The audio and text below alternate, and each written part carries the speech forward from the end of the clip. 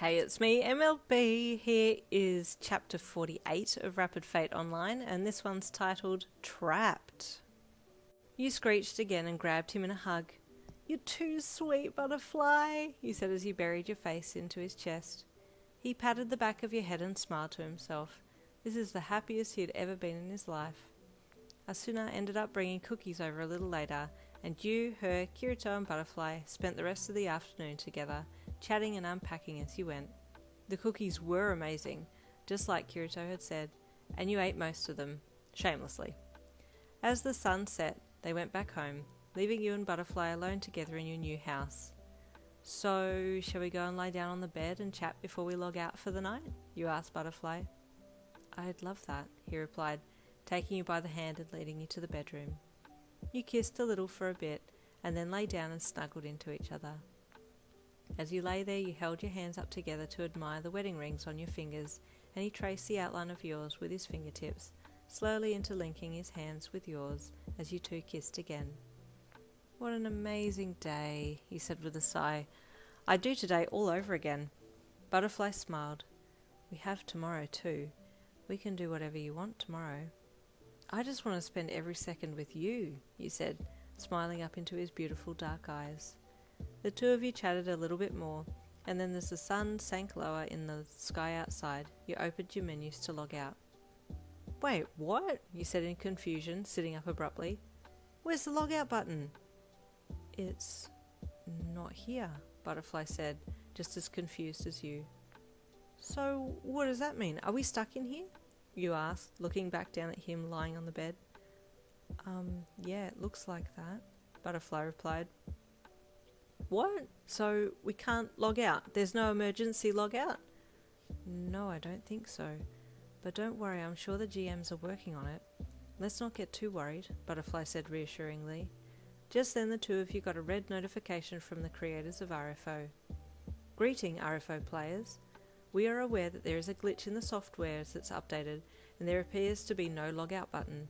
We sincerely apologise for the confusion and inconvenience, and we are working as hard as we can to rectify the problem. Sincerely, Game Masters of RFO." "Okay, so they're going to fix it," you stated, more to calm yourself than anything else. "Yes, my darling, don't worry. I'm here with you too, remember?" Butterfly said as he opened his arms, inviting you to cuddle again.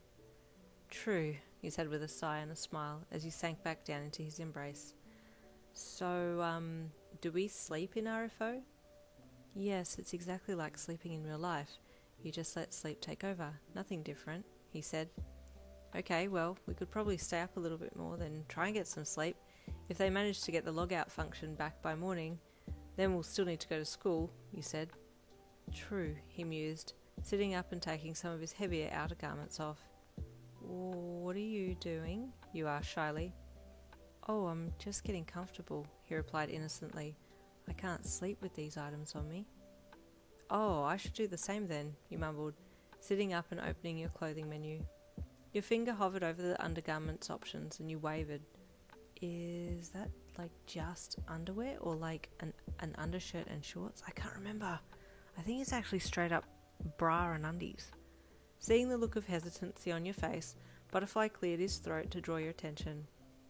I'll sleep out on the lounge so you can have the bed tonight," he said shyly.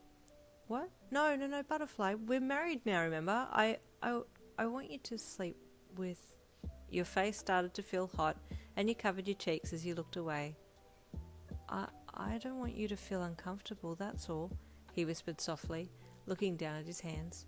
No, it's not that," you replied, shaking your head with hands still on your cheeks. "I'm just shy." "Well, so am I," he replied meekly, glancing up at you. Okay, don't look because I'm going to take my clothes off, alright?" you said, slightly embarrassed. "Oh, sure, I'll take my top off then too, so that we're both in our undergarments," he said with a quivering voice as he turned away from you and pulled his shirt up over his head. You clicked undergarments clothing option while Butterfly was looking away and quickly got under the bed covers. As the option described, they were indeed only your bra and undies. Butterfly, after taking his top off, backed over to the bed and hopped in under the covers as well, facing away from you and trying to keep any part of himself from touching you. He was just in boxer shorts. You can turn and face me, Butterfly, it's okay, you said with a little nervous giggle. He rolled over in with his eyes shut, and you laughed. You don't need to be so modest. Here. He took his hand and placed it on your bare shoulder. We're married, remember? Technically, this is our wedding night. You know what happens on the wedding night, don't you? Your lips pulled into a cheeky smirk, teasing him with your voice. Oh. You gently guided his hand across your shoulder and down your arm before bringing it across your fabric of your bra. You can open your eyes, Butterfly, he said softly, and he popped one eye open to see his hand gently cupping your breast over the top of the bra. He went bright red and tried to pull his hand away, but you held it firmly there. No, please, I like it, you encouraged, holding his hand in place. You scooted closer to him and pulled your body against his, your bare tummy up against his front, as you slid your hand over his back. Are you sure this is okay? He stuttered. Of course, you replied, pushing him onto his back. He obeyed, and you gently slid your body up on top of his, removing his hands from your bra.